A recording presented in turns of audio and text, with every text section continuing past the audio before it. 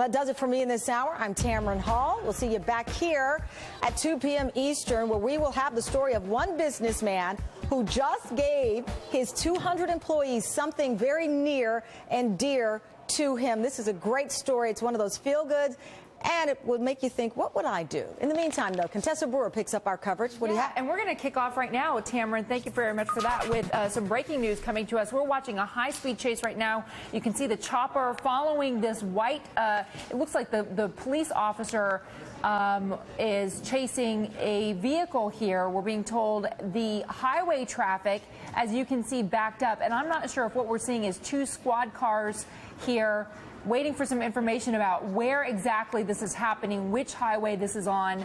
But again, on this Thursday, midday here on the East Coast and just kicking off the work day. Oh, and there you see, it looks like this is a car that has just run into a barrier there, seems to be dragging something out of the trunk of this car, cutting in front of this stalled traffic with a police squad car right on its tail. And you can see this car weaving in and out of the slow-moving traffic on an interstate.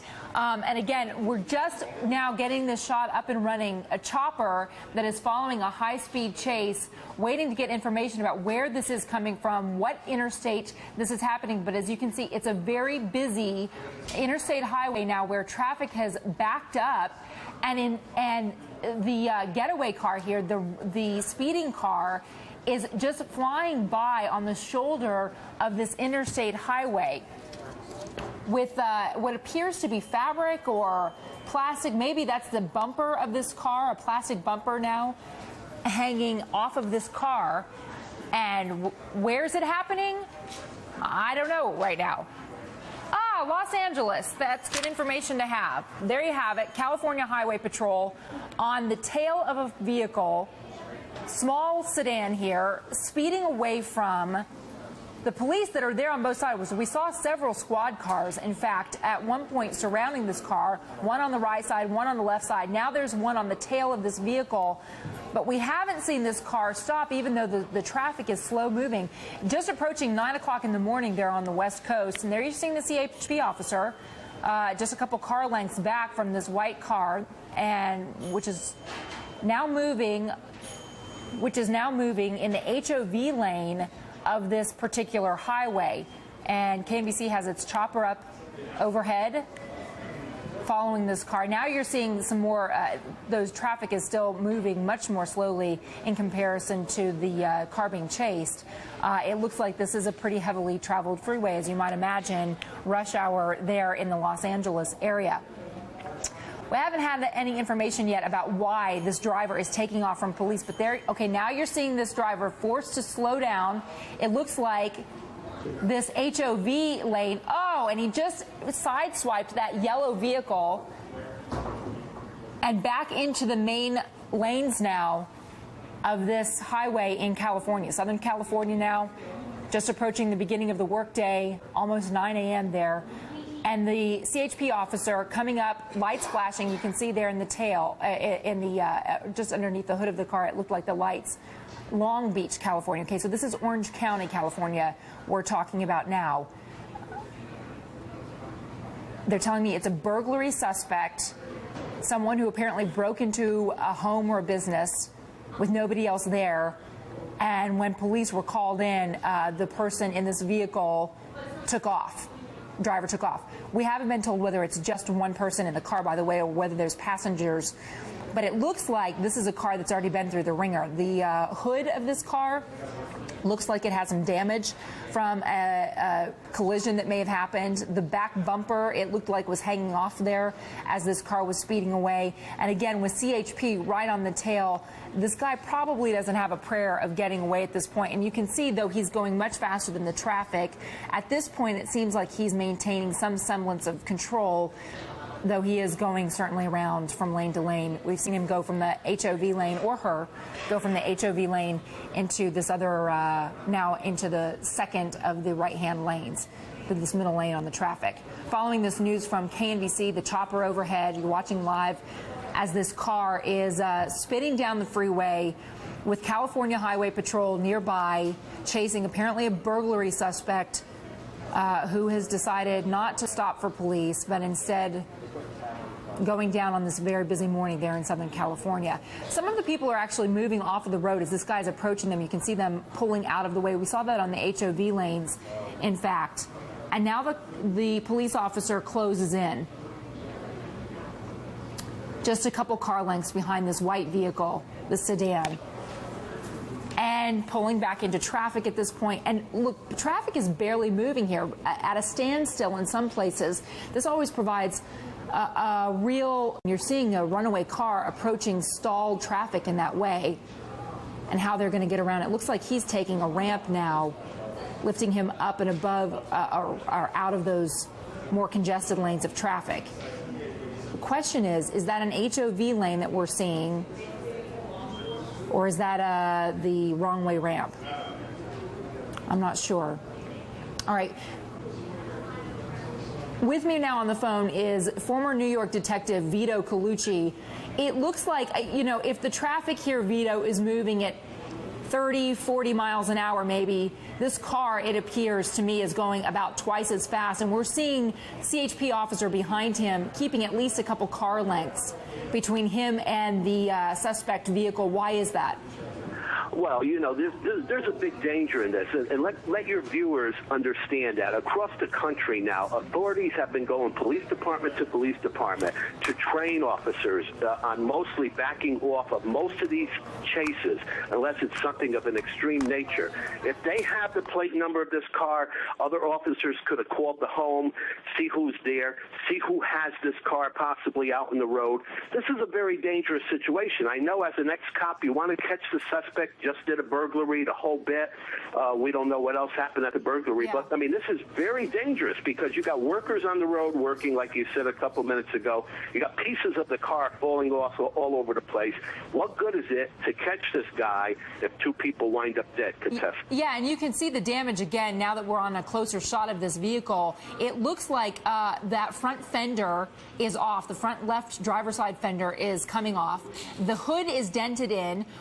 I saw when we first started watching this chase, it looked like the bumper, probably made of plastic, had just come right off of the car. Now it's not dragging any longer, but we saw that. So obviously this is a vehicle that's already been in some collisions, and we saw him sideswiping some vehicles, coming very close to others as he's trying to get around. Obviously, it's a busy morning there, approaching just now after 9 a.m., so the workday just starting. They have to be concerned about public safety as well as now catching this guy and wanting to know why is he running from police. That is true. I mean, the whole thing, though, as a cop, I've done these before. Last thing you want to do is get called off of these things. Your adrenaline is running high. You want to catch the guy, the whole bit. But nowadays, Contessa, it doesn't work like that. Sometimes you have to back off. Well, why would they let him go? I mean, the cop is not right on his tail. So why would they wouldn't back off entirely, would they? Well, no, I mean, it's not so much the backing off. The guy knows the cop, whether the cop's 100 yards away or 300 yards away. He still knows he's being pursued. So that's why this guy is going 70, 80, 90 miles an hour, okay? The whole key is to maybe let the chase go, let the helicopter in the sky, monitor it a little bit, follow his route at least, what exit he's getting off, let him know in advance so some people can maybe head to that area. See, this is not good. It's not worth it to catch the suspect. Look how close he's getting to these cars. Right. You're going to have somebody panic, and I've seen that myself when I've driven now, even with my training and driving. You're going to have somebody panic and swerve into traffic or something like that. So this needs to be called off. And the other thing is in California, especially, and again, we're watching Long Beach, California, Orange County. This is south of Los Angeles. It appears to me that there's still traffic moving. Part of the problem in California, especially, is there are so many freeways and interstates that for CHP to try and go ahead of the suspect and clear traffic, it's just not very effective because there are so many options for a runaway driver. No, you're not going to clear traffic because he can get on another extension, another highway. He can get off an exit, get right back on someplace else. No, that doesn't make any sense at all. Look at the amount of traffic you're dealing with, and this guy's been all over. Breakdown lanes, he's been all over the place. And now you got 3 squad cars. All you need is some person that's going to panic panic and not know which way to swerve when they're in the... See, when you look in your rearview mirror, you see somebody approaching you at 80, 90 miles an hour. You don't know whether to stay in that lane, swerve left, or swerve right. And that's the danger on this contestant. It's those split-second decisions, too, that really make a difference. And when you don't know what another driver is going to do, it's very hard to know how to avoid an impending crash. And a lot of these people, you can think, if you see this car coming up behind you going twice as fast as you are, and especially now where it looks like traffic is lightened somewhat. So these are probably cars that are going a normal speed limit, which in California usually means at least 10 miles over the speed limit. So if you have a car that's coming up behind you that quickly and passing you that fast, you do have to make those split-second decisions about whether to stay in your lane. At least at this point now I'm seeing 3 CHP squads. Yep. And it looks like traffic is fairly light. The question is, does he remain on this interstate and just run out of gas, maybe give them an opportunity to put down spike strips at some point, or is this just a situation where he's going to get more and more chaotic in his thinking and make a desperate, dangerous move? Well, you know, if this suspect has a big criminal history, he knows himself if he gets caught on this, he may be going away 5, 7, 10 years with his history. So that's why he has nothing to lose in doing that. But, you know, California Highway Patrol are good trained officers in how they drive. The suspect is not, and the people around him don't have the same training. Now you're coming to an interesting point over here now. He seems to be trapped in, and this is dangerous, too, because you got to see what he's going to do here. Now he seems to get through a little bit. Right, and these are, again, though they're multiple lane roads, it looks like now these are more local roads than interstate freeways. And, and now we can see where he is. He has just gone in a tunnel under an airport there. I'm wondering if this is Orange County's airport. I think that's John Wayne there in Orange County. I'm not sure which. This could be a municipal airport, but it does give us an idea now where he is, and we're waiting for him to come out the other side of this vehicle. And Vito, stick with me here. My colleague Tamron Hall was just wrapping up her hour when this whole thing started breaking open. And you know, Tamron, you and I have done a lot of these high-speed chases together. And typically what happens is once they get on these local roads, that's when things get really dicey. Right. Well, Contessa, real quick, what our producers are telling me is one affiliate in this area are saying that this is LAX airport and that this was a burglary suspect that they are pursuing here. This is, again, the information that we're getting. I'm not that familiar with airports from an aerial shot, but according to one of the affiliates in California who's also following this, they're reporting that this is LAX airport. This is information being passed along to me from our team here. So that definitely would not be Orange County at this. If that's LAX. No. And also that this is the result of a burglary suspect that they were pursuing here. So I don't know if that's the vehicle that's on the side there. You see the white vehicle on the side. Yeah, we're being told Sepulveda Boulevard, which is the big boulevard there that runs outside LAX. It's the one that commuters would take approaching the airport, or, you know, if you're in that local area, obviously the freeways dump out onto the LAX entrances as well. But at this point, I'm wondering if the chopper has actually lost him, or if the driver's gone underneath this tunnel and something's happening. And we're just, yeah, go ahead, Vito. Something could be going on underneath the tunnel. You see the backup of traffic heading in that direction before the tunnel, like your cameraman just shot. Something could be happening actually inside the tunnel at this point, because I don't remember seeing them come out, and the traffic seems to be backed up at that entrance to that tunnel. And here's the other thing. We're being told that the chopper have to wait to get clearance from air traffic control. It's something to consider, Tamron. If you've got air traffic control coming in and planes going in and out, landing at this airport, you can't just have news choppers flying about. Absolutely. And I just got this information from our colleague and our researchers here. Apparently, Contessa, it was just Wednesday that the Sheriff's Department told officers that after a string of deadly shootings that they need to think twice before chasing and trying to arrest suspects who are believed to be armed. Now, we don't have any indication that they believe that this suspect is armed, but this, according again to the reports, is that this was a burglary suspect. You see this officer now on his motorcycle near the underpass or overpass of the airport here, but they were just given strict guidelines. The Sheriff's Department told the nation's largest Sheriff's Department that officers need to think twice before chasing and trying to arrest suspects who are believed to be armed. But we see here a chase happening right now, and we also see this officer on foot going to this overpass, Contessa. Yeah, so there he is going into this tunnel. We're going to call it a tunnel just for our purposes because it's where you can see the runways that and maybe they're just the taxiways now for the planes. We're being told this is LAX. Oh, and now you're seeing another squad. Do you see that, Tamron, right, with that squad car blocking now the entrance to the tunnel? Vito, that's right, going to lead you to believe, right, that they're confronting somebody inside this particular tunnel.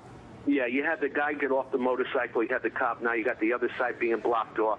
Before that happened, you saw the traffic heading to the tunnel all starting to merge to the left lane. So something's going on in there where they don't want anybody else coming in or out, and even on the, so much even on the other side, they just freed up the other side now. So. Oh, okay, so we're hearing that this is a chase that began in Orange County, but obviously now if this is LAX, this is out of Orange County jurisdiction, and it looks like, you know, the LA County chopper apparently is overhead now, but all the choppers would have to get clearance from air traffic control when they are around an airspace because you have planes landing and taking off. Tamron. All right, and Contessa, again, I pointed out the strict guidelines that were handed down to members of the Sheriff's Department. That happened February 17th, so just a few weeks ago they were told to be more cautious when they are chasing suspects who are considered armed and dangerous, and this was a possible burglary suspect that they are pursuing here. But we want to go to Stephanie Stanton. She's actually in California covering a different story, but she is very familiar with the location that the cameras are pointed on right now. So, Stephanie, it looks like, as Contessa described, a tunnel entryway to the airport. We've got officers. One of them actually got off of his motorcycle on foot in this area, and we see this white vehicle. Yeah, we see it on the left of your screen. We believe that is the white vehicle they've been pursuing. It's pulled over off to the side. Tell us a little bit more, Stephanie, about this area that we're looking at. Yeah, Tamron, I'm watching the chase right now, and the tunnel that you're talking about, what this looks like is the 105 freeway. The 105 freeway is a main artery going in and out of LAX. So, in fact, it's the way that I take when I go to the airport. And the way it works, the way that I go is if you take the 110 freeway, it merges to the 105, and then there is this tunnel, and it's a pretty long tunnel that you go through, and it gets you to LAX. And so when you're inside this tunnel, it's pretty dark. At least when I drive through it, you can't get radio reception. Cell reception seems pretty difficult to get. So whatever's going on in that tunnel, you know, it's obviously we can't really see what's happening. I hear I know, again, as we point out, you're covering some protests, and we can hear that in the background, and we don't want our audience to get confused. But Stephanie has great insight into this location. But I want to point out, and Contessa's still here. Contessa, this looks like that white vehicle that they had been pursuing. It's over to the side. It's surrounded. You see the flashing lights of the authorities who have at least the vehicle. We don't know if the person fled on foot, but the vehicle is surrounded. Right, and for all we know, the suspect is in the vehicle, out of the vehicle, in the back of a squad car right now. We don't know because we haven't been able to see until right now this vantage point, and we haven't seen somebody else. All right, so, but at any rate, the end result is this is a chase that began in Orange County, we're told, but burglary suspect leading police on a chase, and it has now ended. We will, as soon as we get a heads up about what's happening down there, we'll let you know that. Tamron, thank you for your particular commentary. It's always interesting to watch this stuff happen, unfold live on TV. Okay, let's take a quick break here. We're going to return right after this on MSNBC.